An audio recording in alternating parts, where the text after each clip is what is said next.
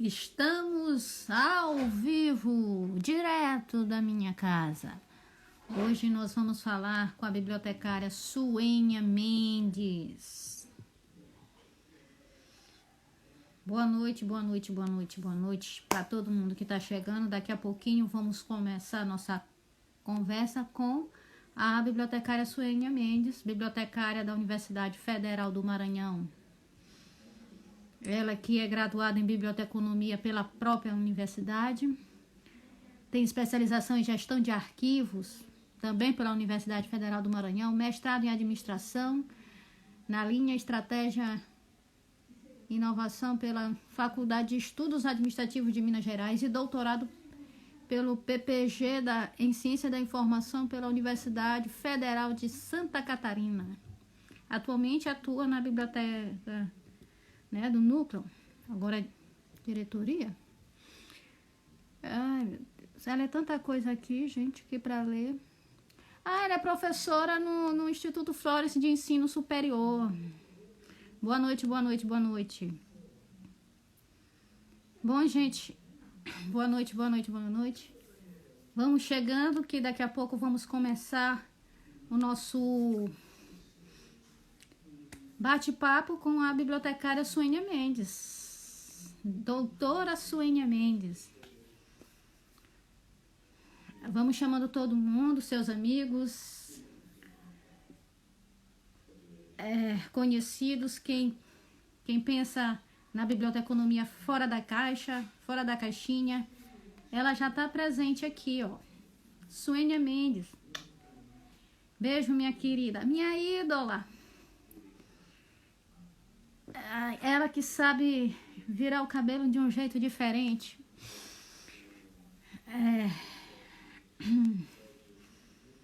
Vamos lá, meu povo, vamos chegando. A doutora Suênia Mendes daqui a pouco vai estar conversando com a gente. E Joyce quer bater um papinho com você, explicar para vocês a ideia do canal, do perfil Bíblia Fora da Caixa. Já vai fazer cada dia uma fechar todo dia, Rocha.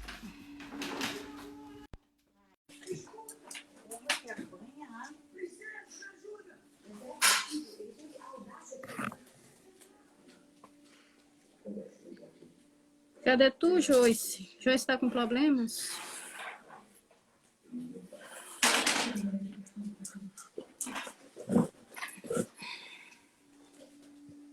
Aguardando, Joyce, dá aqui a sua palavra.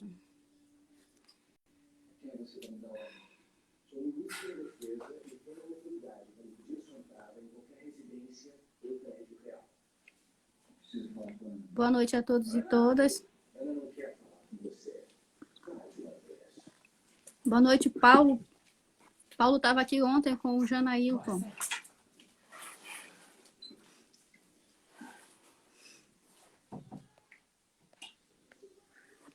Joyce, está com o teu problema técnico, tá grave para ir.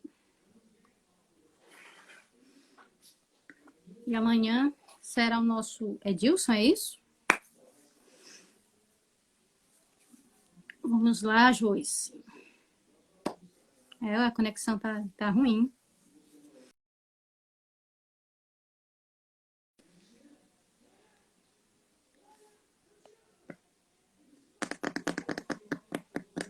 Boa noite, doutor Marcos. Boa noite, doutor Carlos Wellington Martins.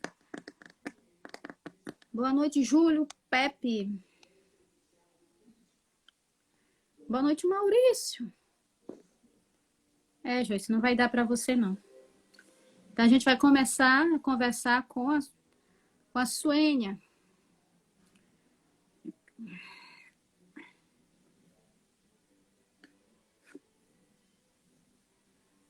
Olha, Paulo, tu foi um dos que mais teve interação, tanto no Facebook quanto no Instagram, visualizações, interação. Tu tem muitos amigos, quando eu crescer eu quero ser igual a ti.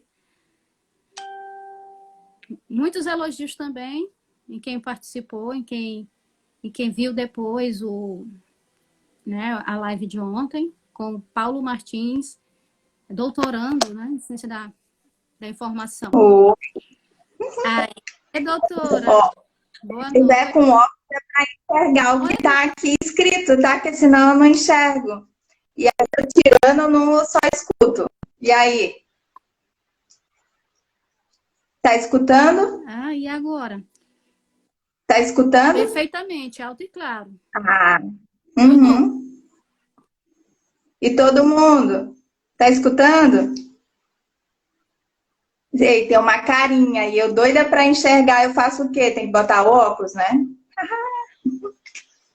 Foi É, o Paulo de ontem, uhum, assisti, do Big Data, né? Então, exatamente. Djalda, como é que a gente faz, amor? A gente começa a conversar. Tu te apresenta, né? Eu já falei um pouco sobre a tua Hum, trajetória do meu jeito. Tu te apresenta e fala da questão da informação em 25 minutos mais ou menos. E aí nós uhum. vamos tendo os comentários, os questionamentos e vamos te passando aos poucos para você ir respondendo com calma, tranquilidade, um bate-papo gostoso, tá? Era para João Tá, passar, aí praticamente, mas ela essa, tá com Paulo, São Carlos. essa parte das perguntas fica contigo, que eu não vou conseguir olhar sem óculos, tá bom? Fica comigo, fica tranquilamente. Ah, então tá, combinado. Então, gente, como o Aí, Djalda falou, meu nome é Suênia. E, primeiramente, nossa, agradecer imensamente, né, esse convite de estar aqui no isolamento, mas com vocês. Então, assim, isso é algo mais do que prazeroso, é algo realmente, assim, que nos recompensa nesse exato momento, são esses momentos de compartilhamento, de conversa, mesmo à distância. E Janailton e a Joyce eu conheci no Enancib do ano passado, lá em Florianópolis. Então, assim, foi muito bom, assim, ver que a Djalda, a Joyce, o Janailton, todos juntos na Bíblia Fora da Caixa. Achei, assim, a proposta interessante, a Joyce vem depois para explicar direitinho, mas eu penso, Djalda, se eu estiver errado, me corrige, é justamente pensar essa biblioteconomia, essa ciência da informação atrelada a várias perspectivas que não se limitam a, digamos assim, ao estereotipo da área, mas sim a sua multidisciplinaridade existente, né? é, Então, ai, gente, não vou nem falar. Me formei em 2004, outro dia. outro dia. E aí essa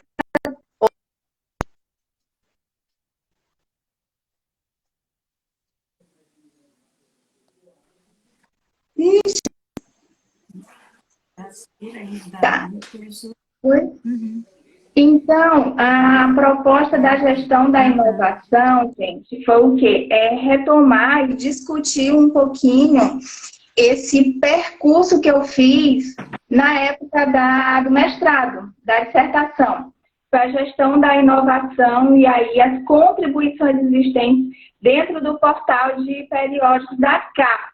Por quê? E aí eu vou começar a falar da questão da inovação, porque a inovação, os fatores que influenciam a inovação são justamente as estratégias institucionais e as fontes de informação.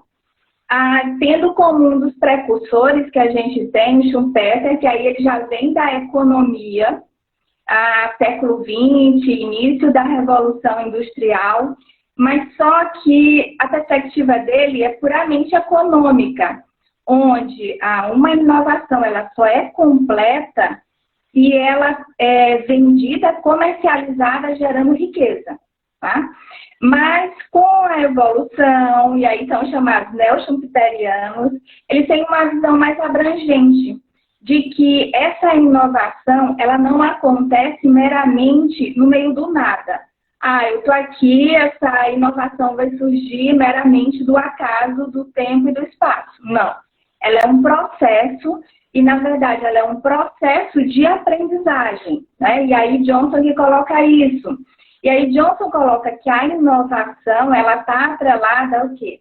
ao aprendizado de pesquisa, aprendizado de exploração, aprendizado de produção, gerando e aumentando o quê? Recurso de memória, tá? Recurso de conhecimento, agregando aí o crescimento da instituição com projetos e iniciativas, ideias novas, gerando a inovação. E aí ela se retroalimenta. Então, dentro dessa perspectiva da inovação, como uma inovação que ela não é meramente comercial, onde a riqueza financeira é o ponto final, aí vem quem? Vem Bessan e Tide, que eles colocam que a gestão da inovação ela é maior, tá? E aí apoiando justamente essa ideia que já evoluiu lá daquele primeiro momento, quando surgiu com a economista Schumpeter, né?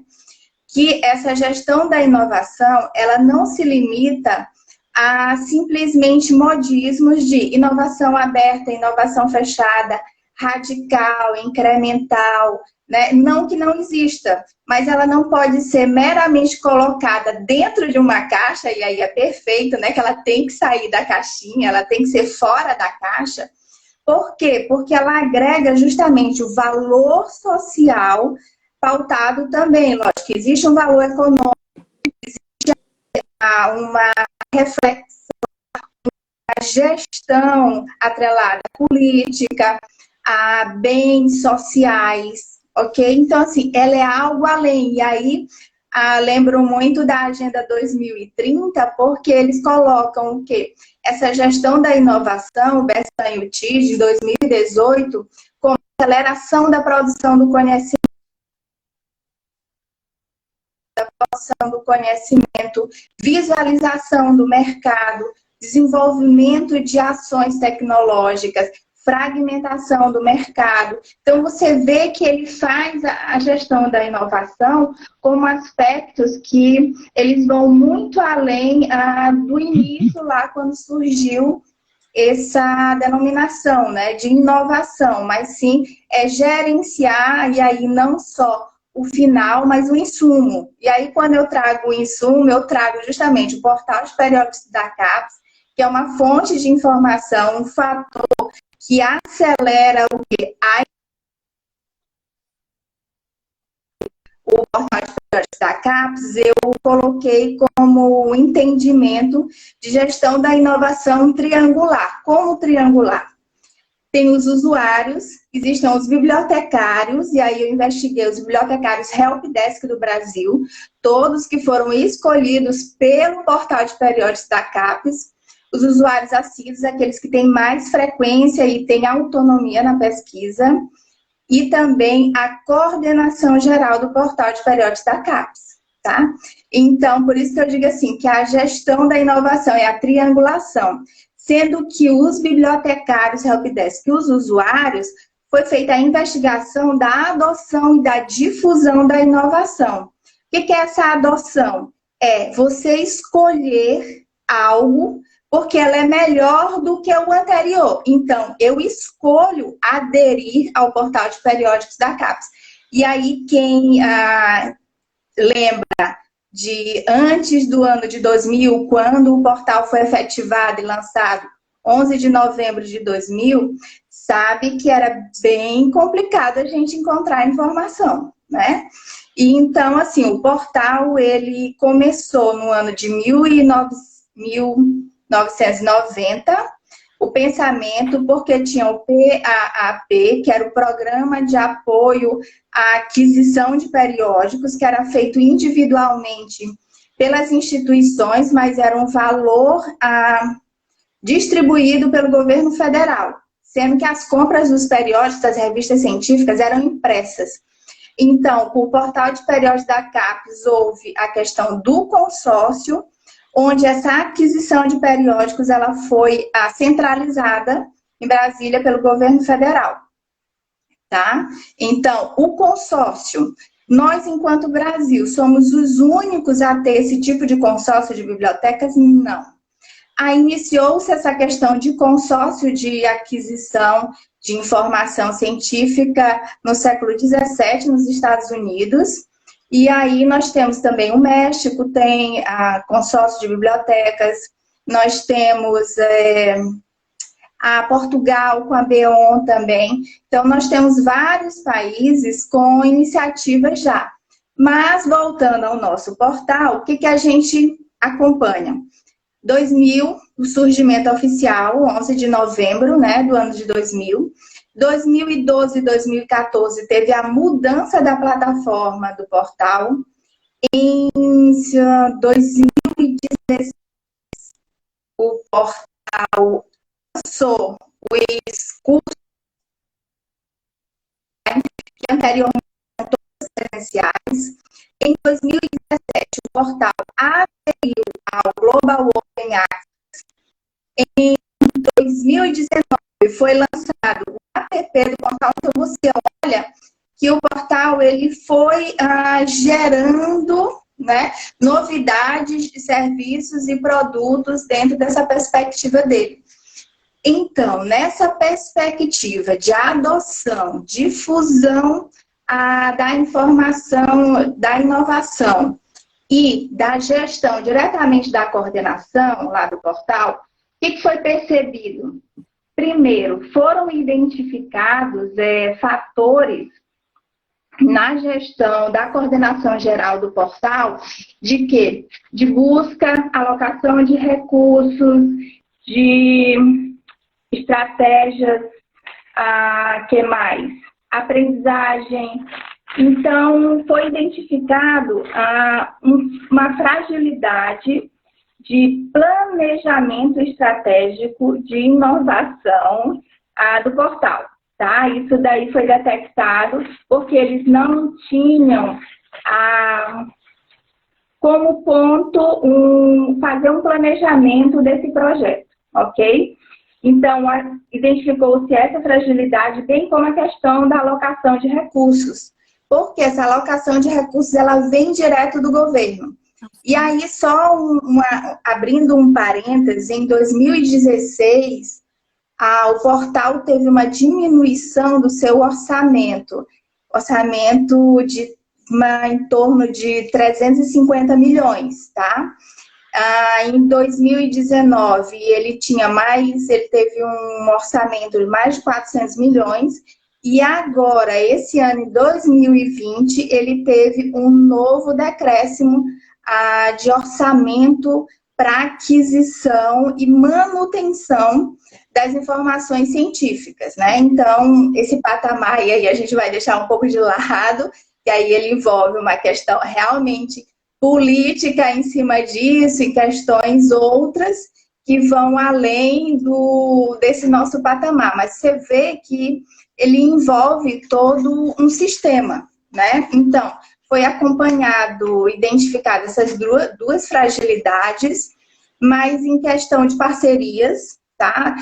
O portal tem parcerias com as instituições de ensino, então essas parcerias também, antes de ser lançado um serviço e produto, os bibliotecários helpdesk recebem a capacitação, bem como eles são responsáveis por testarem esses novos lançamentos. Então, isso é testado antes de ser colocado em acesso para a gente, né? Ser disponibilizado para a gente. Em questão, e aí uma questão muito interessante dessa triangulação da gestão da inovação foi identificar os indicadores e a comparação desses indicadores de adoção e difusão do portal entre bibliotecários e usuários. Por que eu digo que foi interessante? Porque, lógico, fiz individualmente, bem como eu fiz a comparação dos dois. O que foi percebido? Que a adoção e a difusão do portal, enquanto facilidade de uso, compatibilidade, visibilidade, imagem, resultado, eles foram todos em concordância com os bibliotecários. Os bibliotecários concordaram em todos os indicadores, né? Sendo que os usuários não. Os usuários não concordaram com todos os indicadores. Os usuários tiveram dificuldade, o quê? Não concordaram com a imagem, com a visibilidade e com a facilidade de uso. Porque os bibliotecários, como são profissionais, nós, né, que eu sou bibliotecária, como nós somos profissionais que estamos lidando diariamente com essa informação, nós já temos uma propensão a ter uma maior facilidade. Enquanto o usuário, às vezes ele encontra dificuldade, e eles colocaram as dificuldades que eles encontravam em quê? Em identificar os recursos existentes dentro daquela plataforma, encontrar materiais em texto completo. E aí eu vou colocar um posicionamento e uma observação que no ano de 2012 para 2013, quando a banca me falou assim, eu jogo a informação e busco no Google. O que o portal fez? O portal não estava conseguindo ranquear o real uso das informações que ele assinava, né? Então, ele tentou, ao máximo, quebrar o link para que quando você buscasse no Google, você não conseguisse imediatamente o texto completo. Porque quando você consegue linkar pelo Google, né, o material, o texto completo no portal, não conta o ranqueamento de acesso no portal. Então, o portal perde essa justificativa de manutenção da informação. Hoje mesmo eu fiz um teste para saber se continuava assim. Eu fiz a busca, né, logada no portal e fiz a busca no Google. Ele não encontrou realmente, mas só que o material estava em texto completo no portal de periódicos da CAPES. Então, isso foi proposital para que as pessoas utilizem o portal a fim de que eles tenham o controle de acesso, né? Porque os pesquisadores realmente estavam saindo daquele local e utilizando literalmente o Google para fazer o link e para eles pouco interessava onde estava, ok? Então, diante desse patamar da inovação, foi identificado que sim, existe uma gestão da inovação, mas que precisa ser melhorado dentro do portal. A questão de ter um plano, fazer um planejamento estruturado, de inovação, estratégico acima de tudo, isso é muito importante, e aí essa falha existente, e acima de tudo, gente, bibliotecário perguntar para o usuário, tá? Ao invés de dizer, não, meu usuário quer, como é que você sabe se o seu usuário quer? Né? E aí eu assisti uma live onde a professora Gabriela da UFRN colocou, ela disse assim, você não pergunta para o seu usuário o que ele quer, pergunta para ele o que ele quer, deixa ele responder, ao invés de somente dar as coisas já prontas para ele. Será que é o suficiente? Será que é isso que ele quer? Então, perguntar para o usuário, tá bom ou não tá bom? Por que não tá bom? Então, falta essa comunicação entre o bibliotecário e o usuário, tá? Isso foi percebido dentro desses 3 aspectos, na visibilidade, imagem e facilidade de uso do portal. O que é essa visibilidade? O que é essa imagem? A visibilidade é justamente você estar em locais, e aí nós vamos colocar as instituições de ensino superior, as universidades, e visualizar as pessoas utilizando o portal. A questão da imagem. Quando você coloca em um trabalho, ou você faz uma apresentação e você diz que você fez buscas ou que seus dados, suas informações foram retiradas do portal, isso te dá um status maior, né? Então, os usuários não conseguiram visualizar isso. Eles não fizeram essa identificação, tá? E sendo que os bibliotecários, para eles, assim, tá maravilhoso, tá tudo certo. Então, falta um pouco essa comunicação para fazer essa otimização, não só dos nossos serviços, mas também dessa adoção, e aí que a defesa do portal de periódicos como uma fonte de informação, sendo um fator, o quê? Um fator que estratégico para a inovação, né? Um dos fatores que facilita a inovação Então, tentando resumir, gente, foi mais ou menos isso. A gente pode continuar aqui. O quê? A questão, perguntem aí, ó. Falei questão orçamentária, falei dos indicadores que eu fiz a pesquisa, E do já consórcio. Diga. Oi? O Eric Pires, do Pará, não sei se tu conhece, Eric André. Ele pergunta, existe inovação por insight? Aí é aquela história, inovação, olha só, inovação não. Mas a ideia, sim, são coisas diferentes. Eu só posso considerar algo inovação se ele foi uma ideia, se ele virou uma invenção, se eu transformei aquilo e aquilo virou realidade e está sendo usado, tá? Independente de ter uma devolutiva financeira. Ela pode ser algo social, não tem problema nenhum. Mas ele só vai ser transformado em inovação se tiver adoção, se tiver difusão dessa inovação. Se não tiver, ela não é considerada inovação. O doutor Marco Antônio Gomes, ele pergunta aqui, você considera o portal de periódicos da CAPES elitista? Pois o seu uso não é fácil. Elitista? Em que sentido? Aí vamos... assim... Realmente pergunta em que sentido? Porque realmente o portal, aí a gente nota a questão da literatura, mas em inglês especificamente, ela é para pós-graduação, né? Então, talvez essa fala, eu esqueci de colocar, ele é da CAPES. Então, a CAPES é incentivo à pós-graduação. A questão maior é essa. Mas se a gente observar, com a adesão do portal ao Global Open Access, a quantidade de materiais em acesso aberto e o Brasil com a representação do Cielo e outras plataformas dentro do acesso aberto, ele conseguiu agregar muita informação em português. Então, assim, se for do papel... atender apenas a pós-graduação.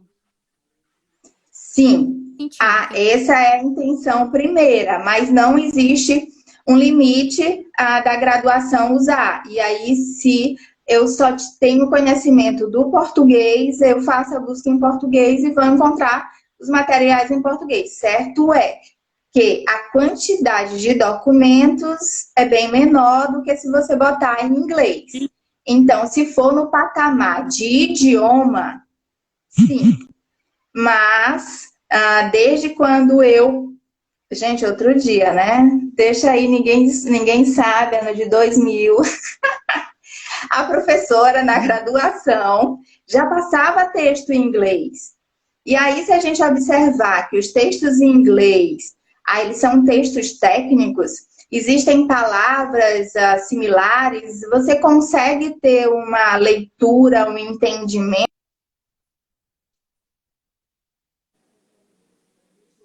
Cortou. A intenção de quem faz uma busca informacional é encontrar materiais de alta relevância. Então, você encontra 2 materiais, 3 materiais em inglês e o resto em português. Faz uma análise de citação dos seus materiais em português e vê quem são os autores principais. De repente, é um autor em outro idioma que você vai ter que ler para não descontextualizar, né? E perder o sentido daquele documento. No sentido de idioma, pode ser apenas o inglês.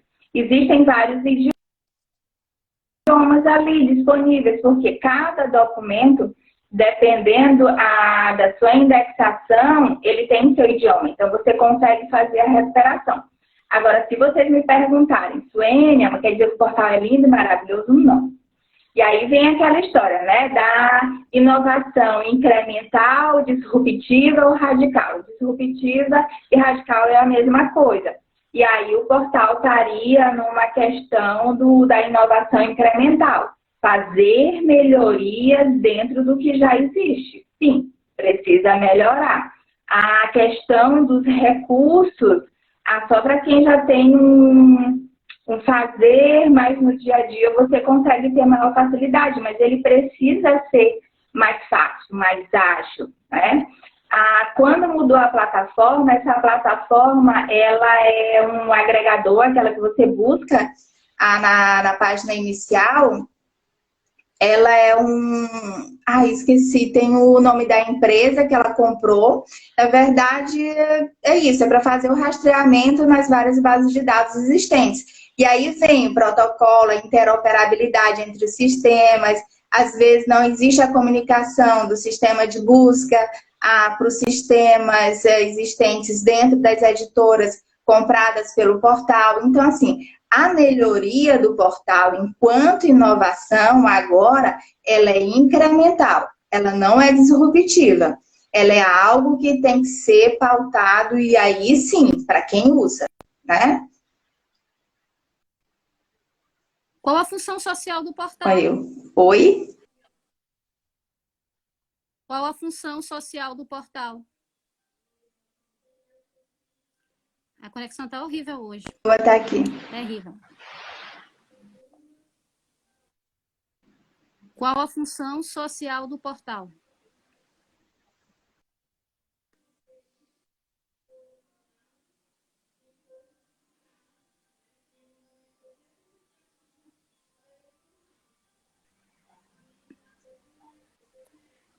Oi.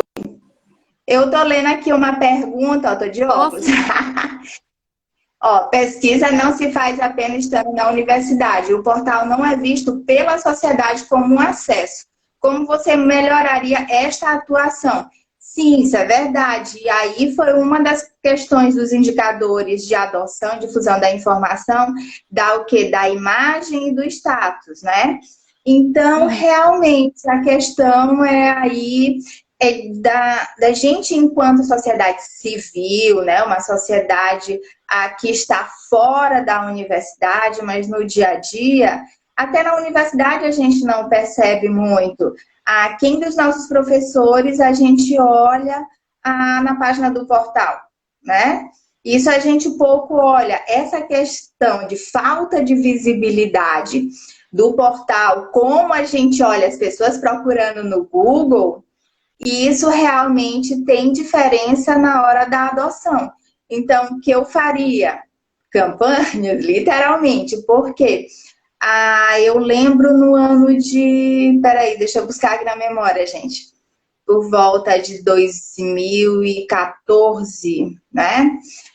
O portal ainda não tinha capacitações online e as capacitações geralmente iam poucas pessoas.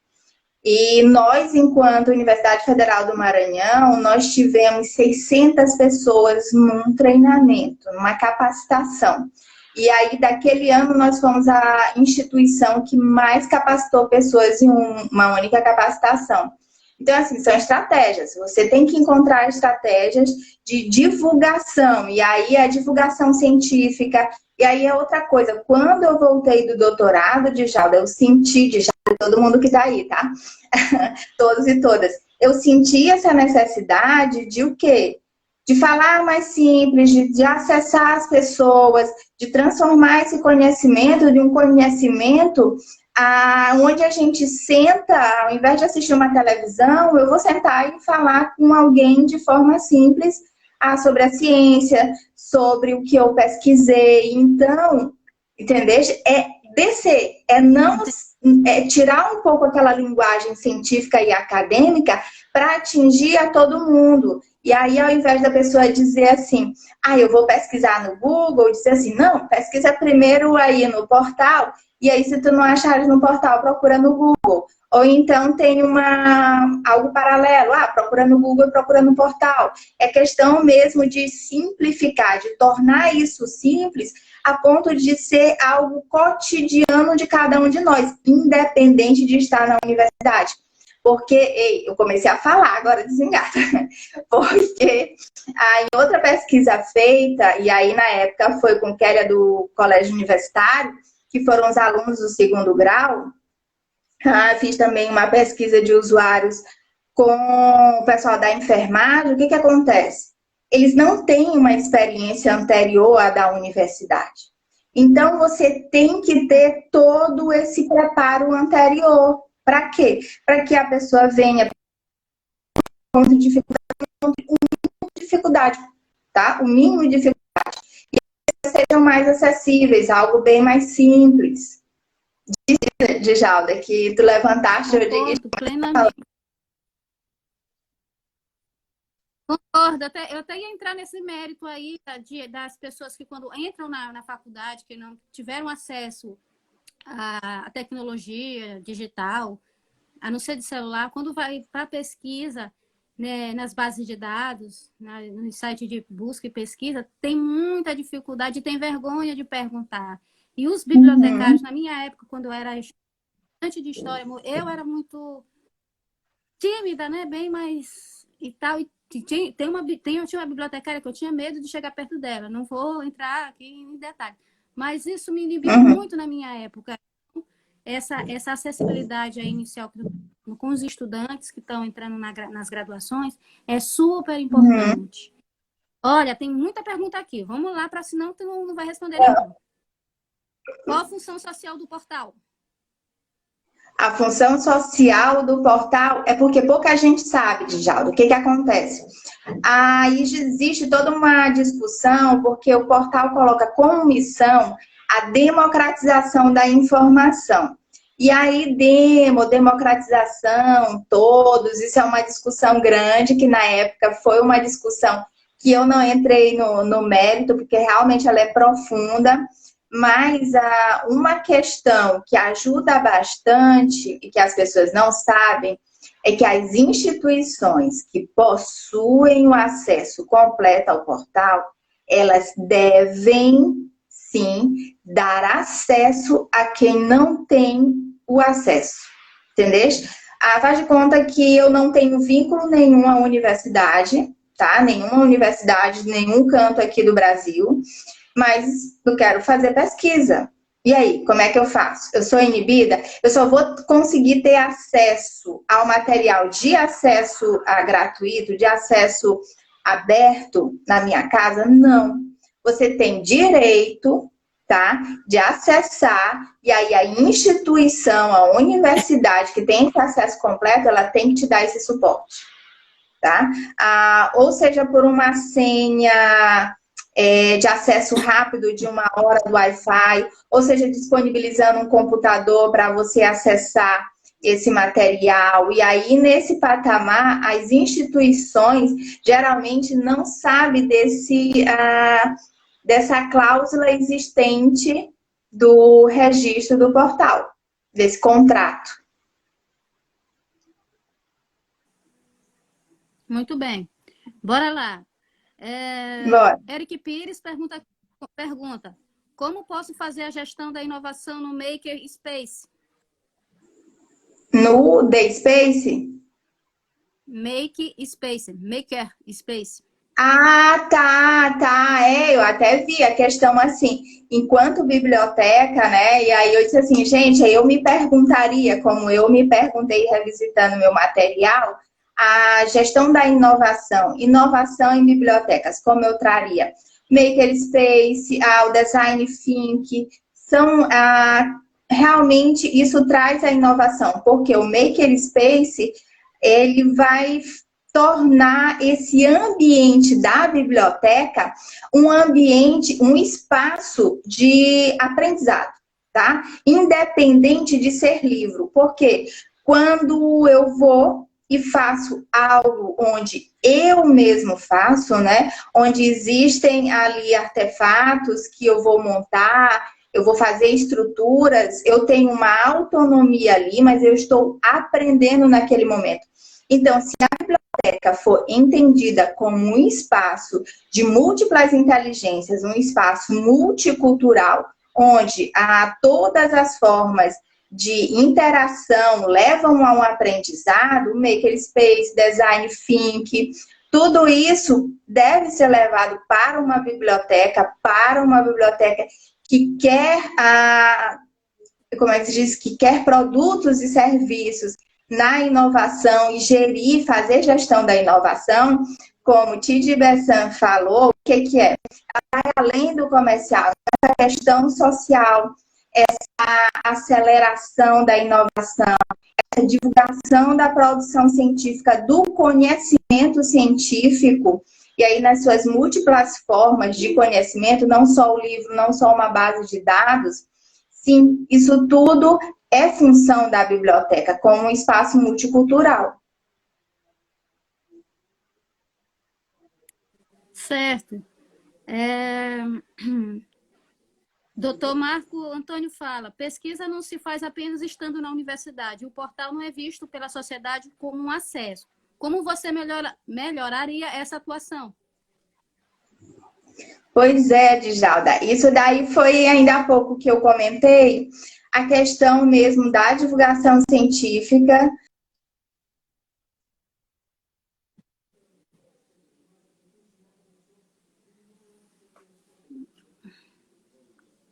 Travou.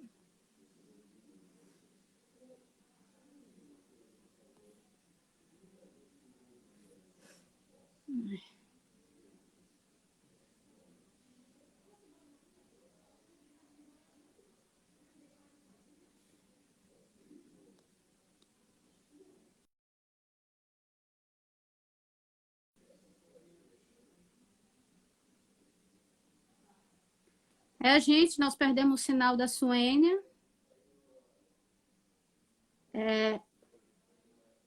Nós acabamos de perder o sinal dela, estava oscilando a conexão. Vamos tentar conectar com ela de novo. Su, vou te conectar de novo. Hoje a conexão não está nos favorecendo.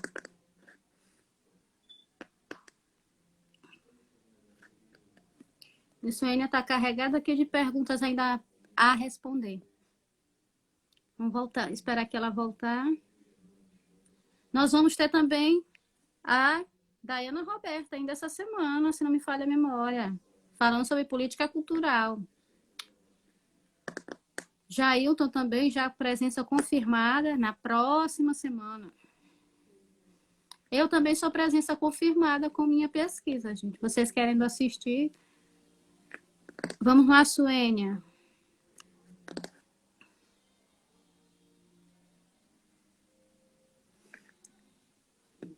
Volta, Su! Volta, Suênia. A conversa está muito boa. Eu tenho até umas homens... Ela não está conseguindo participar. Será? Vamos tentar novamente.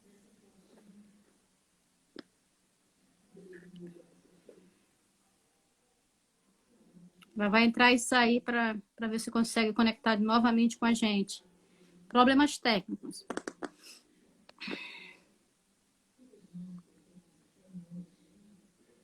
Professora Isa Maria Freire, seja bem-vinda.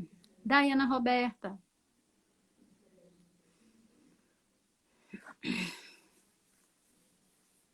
Daiana, eu estou preparando a minha fala também para a tua live. Daiana Roberta vai falar sobre política cultural com a gente.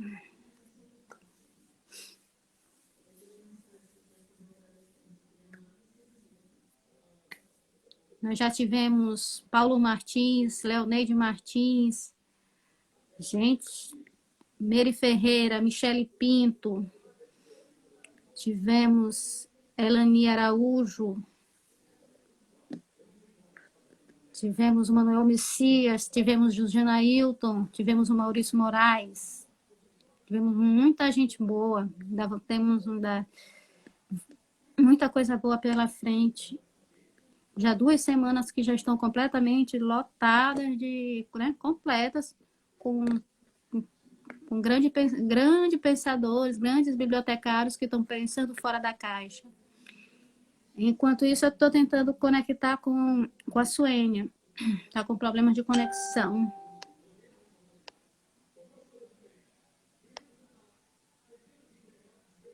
Tentando encontrar aqui como ela...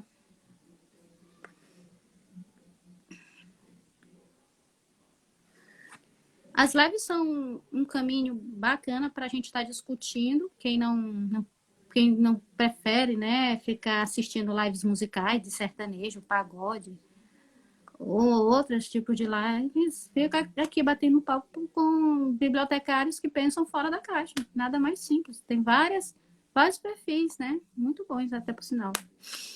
Vamos ter lives sobre concurso público. Nós estamos falando já com o Jorge Cativo, Eric Pires. Mas tu querendo falar, tu tem uma temática boa para falar sobre, a gente pode marcar um dia aí contigo. Eric Pires, Eric André, conhecidíssimo. Vamos tentar de novo, Suênia. E agora, me chama, Suênia, vê se agora dá. Se tu me chamar do teu perfil para mim. Ver se a conexão fica melhor. Não estou mais conseguindo abrir aqui.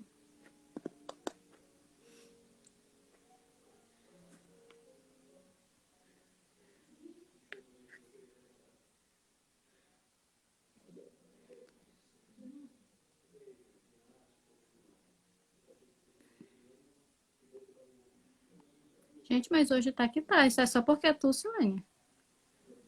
Tem dias que... Tenta me chamar pelo teu. Tá?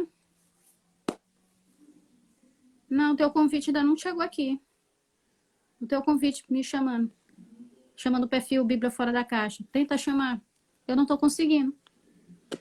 Daqui do meu.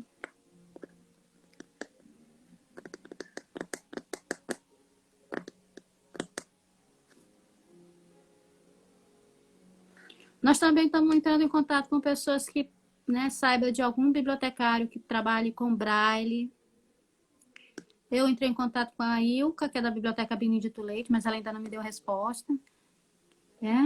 É questão da acessibilidade. Eu acho que a questão da acessibilidade ainda deve ser um tema que precisa ser muito debatido no universo biblioteconômico.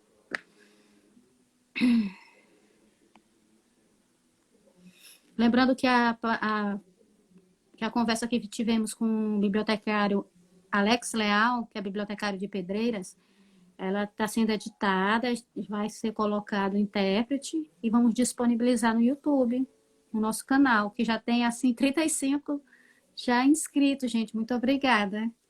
Só eu e Joyce já assistimos as lives várias e várias vezes, revisando nossa performance.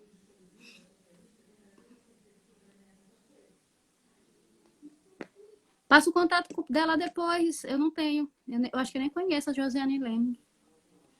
Passa o contato para mim depois, Wellington. Eu tô atrás de pessoas que queiram falar.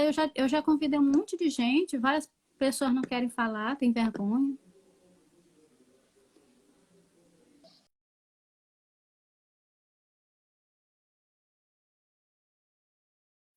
Oi, Su. Não... Me chama por lá. Me chama por lá, vê se tu consegue. Não, não tá. E eu tô lá online.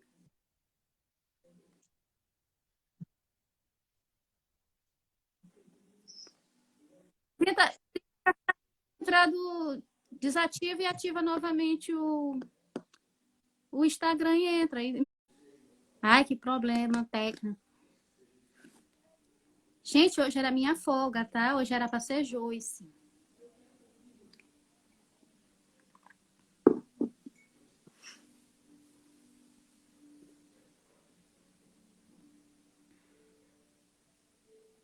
Não, a do Silvestre ainda não foi. Hoje, Joyce botou a segunda parte das lives da professora Leoneide Martins. Ai, parece que foi a segunda parte de algumas lives, tão boas também. A do Silvestre, acho que só amanhã. Porque o YouTube tem um limite de carregamento, né, de vídeo. A Joyce vai colocar, acho que amanhã ela tá colocando. Tá alimentando o canal no YouTube. Gente, assistam, estão imperdíveis. A de Suene a gente vai ter que editar essa parte aqui todinha. Oi, Su, diga. Tenta me chamar, não consegue? Eu não tô recebendo convite, não.